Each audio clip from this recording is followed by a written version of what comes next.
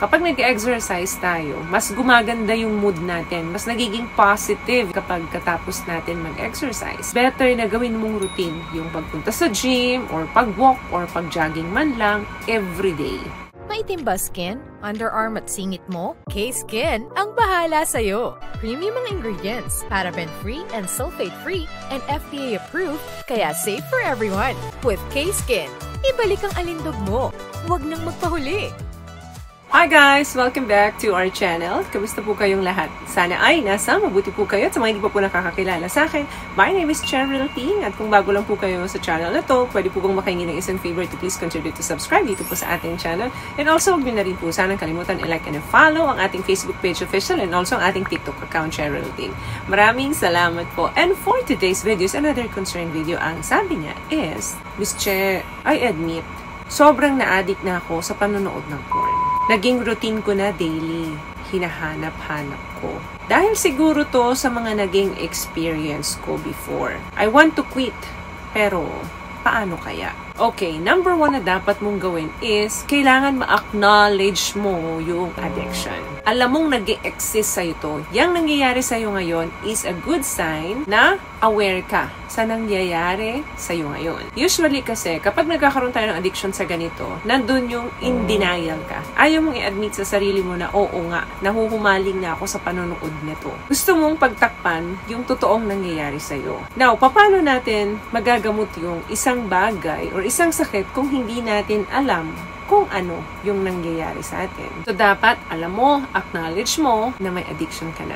Diyan sa routine mo. Number 2, dapat alam mo na yung ginagawa mo ay wrong. Yung hindi mo na kailangan ipagtanggol pa yung sarili mo na normal lang naman ito. Na yung tipong wala namang problema sa'yo. As long na alam mo, mali. Good sign yan na madali mong mababago ang lahat. Another thing, you must not blame others. Hindi mo kailangan sisihin yung past experience mo or kung sino mang tao or pangyayari ito sa buhay mo para sabihin na kaya na-develop sa'yo ang ganitong routine. You must begin to take responsibility for your actions. Another thing, make yourself accountable to a spiritual authority. Anong ibig kong sabihin dito? Pwedeng lumapit ka sa isang pastor or isang mature na kaibigan na pwede mong pagsabihan ito. Pwede member of your family na alam mong safe yung iyong sekreto. Everybody needs a safe person na kung saan pwede natin i-share yung ating mga struggle. Hindi mo naman kinakailangan na madaliin ito matanggal sa'yo kasi hindi naman ito mangyayari ng ganong kabilis. Konti-konti, baby steps will matter. Hindi mo namamalayan, bumibilang ang araw, unti-unti nang nababawasan yung pag-i-engage mo sa ganitong routine. Another thing, kailangan na i-divert mo yung attention mo. Halimbawa, ginagawa mo to tuwing alas 5 ng hapon. Bago mag alas 5 ng hapon, ang gawin mo is makipag-meet ka sa ibang kaibigan, lumabas ka or maglaro kayo ng sports. Halimbawa, basketball o kung ano yung nakahihiligan mo. Nang sa ganon, ma-divert mo sa ibang mga gawain mo yung routine mo. Another thing, mag-exercise ka. Kapag nag-exercise tayo, mas gumaganda yung mood natin. Mas nagiging positive yung ating moods kapag katapos natin mag-exercise. Better na gawin mong routine yung pagpunta sa gym, or pag-walk, or pag-jogging man lang, everyday. Bigyan mo talaga ng oras ito, at least 40 minutes to 1 hour. Malaking tulong yan. What I love about this product, itong No More Dark Secret ng K-Skin, bukod sa may advanced whitening na siya, na kung saan pwede niyang matulungan na pumuti yung mga singit mo, moisturizing, meron siyang anti-irritation, antibacterial, maintain healthy pH level. Hindi lang pambabae, meron din po tayong pang lalaki. Another thing, give yourself time to work through the process of recovery. Tulad ng sinabi ko kanina, hindi kailangan na bilisan ang proseso para makarecover ka.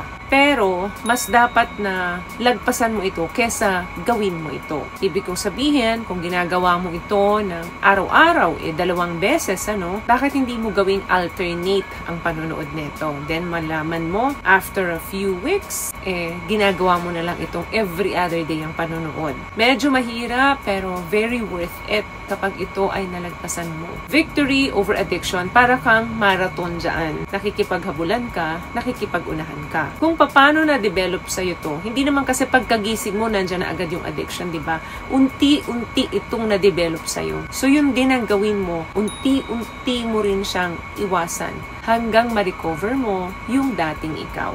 And last one, try na mas maging palakaibigan ka. Usually kasi, pag nagkakaroon tayo ng mga ganitong routine or pagkahumaling sa isang bagay, sa isang gawain, dahil yan, napakadami ng oras mo. Marami kang oras na ginugugol na mag-isa ka. Bakit hindi ka makipag-meet sa relatives, sa family, sa mga kaibigan, makipag-bonding ka sa kanila.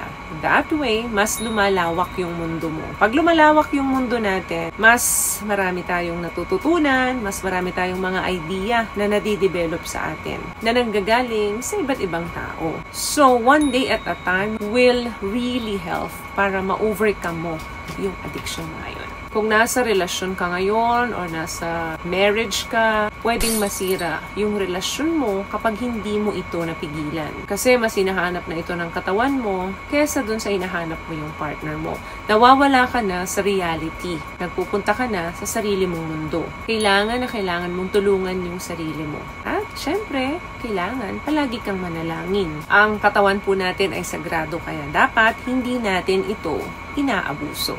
So, may nakuha ka bang tips sa mga napag-usapan natin ngayon? At kung nagustuhan mo ang ating video, please give it a thumbs up, comment down below, and also share this video na rin po sa mga kaibigan na sa tingin yung matutulungan ng video natin.